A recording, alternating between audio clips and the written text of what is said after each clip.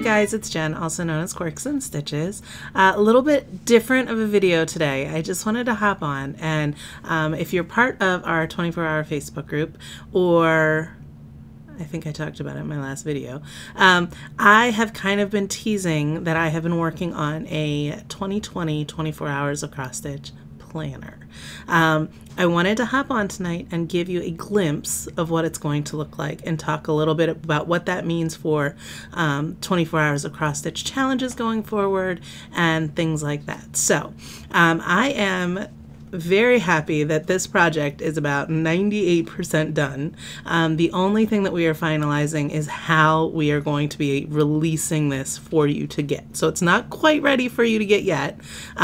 This weekend I will hop back on and give you another update, but I'm just looking into some options. So first of all, I want to say there is no obligation to purchase this in order to participate with 24 hours of cross stitch.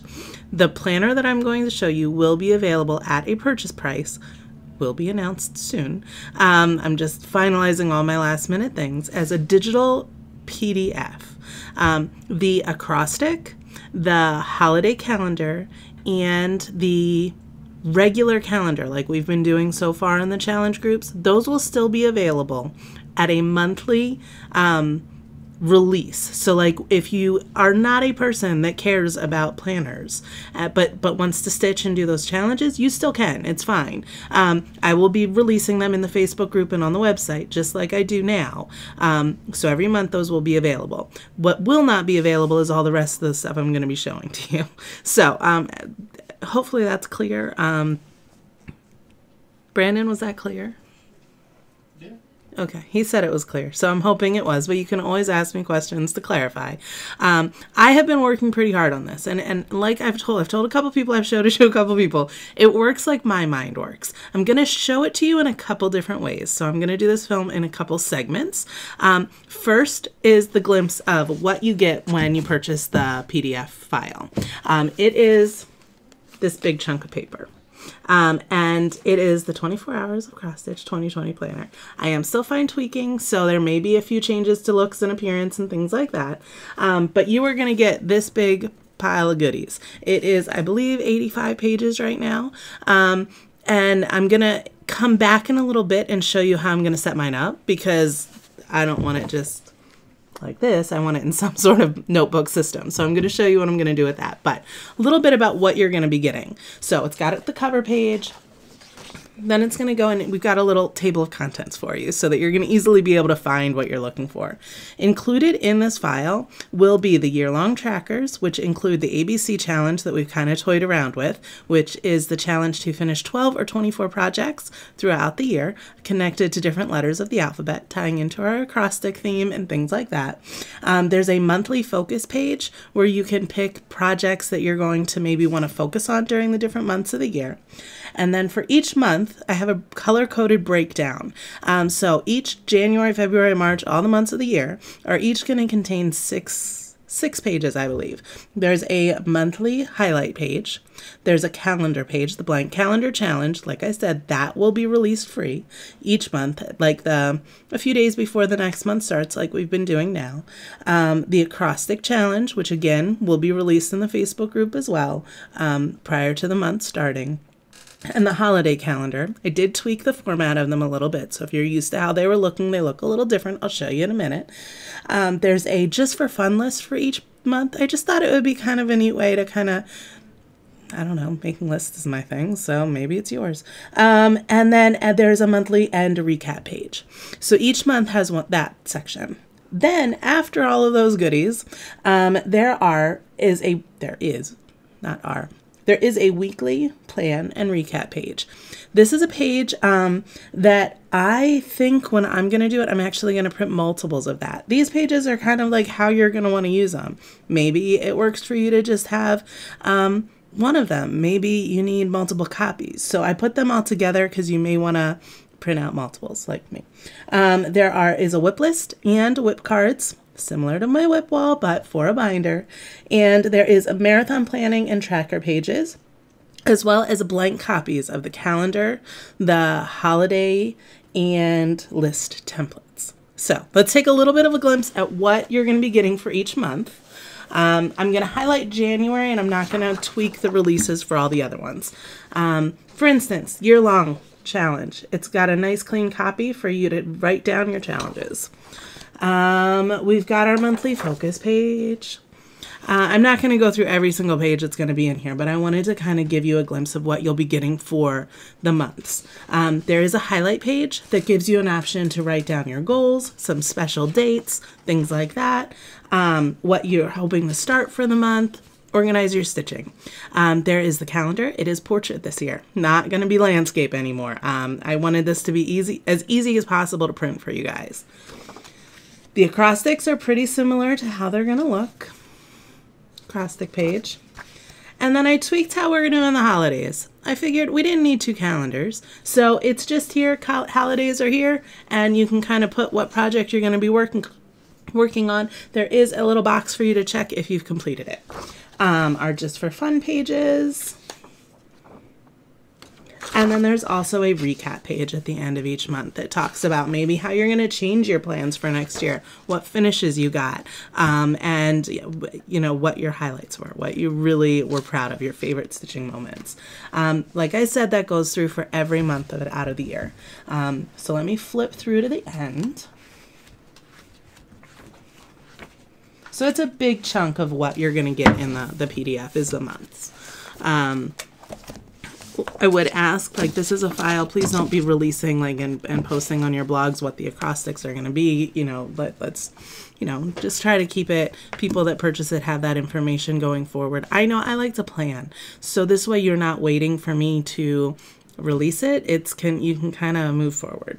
Then about almost towards the end, there's a little page divider that talks about some extra printables that are going to be available for you. I tweaked up kind of like a monthly planner page. I'm a bullet journal person, so I really like to be able to list everything out. And so I used a similar format to what I used in my bullet journal for my weekly thing. So it just has a spot for you to put down what you're stitching, if you do any tracking, some notes and reminders, what week it is, and then each date has a little box underneath it for you to write. So like this week it started, Sunday was on the 1st, so you could put 1, 2, 3, and so on, because you can count 7. I'm planning to print out a bunch of these and have a section in my notebook just for weekly planning. There's also a WIP list available for you. Some WIP cards in case you don't think in list form. And then our marathon tracker, which is very similar to what we had, as well as some blank of those things that you saw in the months. So this is a little bit about what you're going to be getting. I'm going to switch over so you can see on the computer how it's going to look when you get it. Again, I'm in the final stages of tweaking, so bear with me that it may look just slightly different, but for the most part, things are pretty set to how they're going to be. If you hold on, if I can remember how to do this, I think I'm going to hit this button. You should be able to see my screen now. And when you get the file, you're going to get a download, a PDF that contains everything. So you'll be able to kind of scroll through, and you can highlight which pages you would like to print. So as you see, it's a hefty little thing, but you can, table of contents are great to go through these things. And if there are pages that you want multiples of, for instance, maybe this page is something that you would want to print more of, you can highlight that and print that as well. So I am going to step away for a little bit. First, I'm going to come back. Hi. I'm going to get my planner all set up so that I can show you how it's going to look when I'm going to be using it for the year. And I will be back in a little bit. Thanks, guys. Hi, I'm back. Watson's all riled because I've been moving around, wearing a different shirt because in the meantime, since I was last here, I poured a glass of wine and the bottle exploded all over my other shirt. So, but I'm back. Couple of things. Right now, this planner is only available in 8.5 by 11 pages. I have not perused how to make it a half size. Also, you noticed as I showed you my printable, I did it one-sided. I had a reason for that. So I decided that I was going to keep mine in a ARC. It's the disc-bound system that is available through Staples. So I picked up a cover, and I have it set with some dividers. It's going to give me a little bit of systems. You know me and my quirks, like my name is true to who I am. I only like writing on this side of the paper. So for me to make it double-sided, I knew I wouldn't enjoy writing on it. What I did was my first section has my year-long challenges. Going through, I did realize I also do want to include a finish page so you can have a list where you're tracking your finishes for the year. Some things, you may find these redundant. I like to have things written in multiple places. So again, it's how my mind works. I went through and I printed, so I printed this out. I showed you what it looked like. I just went back and I printed dots. It's hard to tell, but this is a dot grid now on the back of all of my pages. I just found one that I Googled and got. I've had it for a long time, but you could print out graph paper. You could print out lines. So that way when I'm going through my thing, I have something on the left-hand side of the page in case I want to write on it. But for the most part, I like to write on the right side of the paper. Quirks of Jen. So the first section for me is going to be my year-longs. Second section is going to be my weeklies. I printed out 10 copies for now to get me started. I will be going back and probably doing a copy per week. But like I said, it's got the dots on the other side so that I have a place if I need extra lists or not enough room, I can still write. Like I said, I'm a bullet journal. Dot grids are my favorite. Then I'm going to go into my month-longs. So this section's my biggest section, and it's got all of my printables available for the month, for each month of the year. Like I said, they're all color-coded, so I can easily see what I'm going to be getting into. Then, going into my whip lists. This is how I'm planning to do this now. I may change it up, but I've got my whip list and my whip cards both in this section. In my head, I'm going to probably label what's on this as my size categories and then go forward from there. Then I go into my marathon trackers. Clarifying, this will also still be available if you do not purchase the planner. Anything that's basically been available before now on the Facebook group will continue to be available. My blank stuff in case I want it.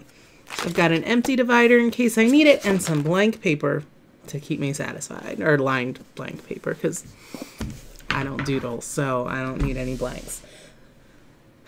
That's what I'm thinking for the planner, guys. I printed mine using Adobe PDF Reader, and I just did actual size. If you don't do actual size, it shrinks it a little bit, but I do have it set, at least for my printer and the one upstairs, that it didn't cut anything off if you do actual size.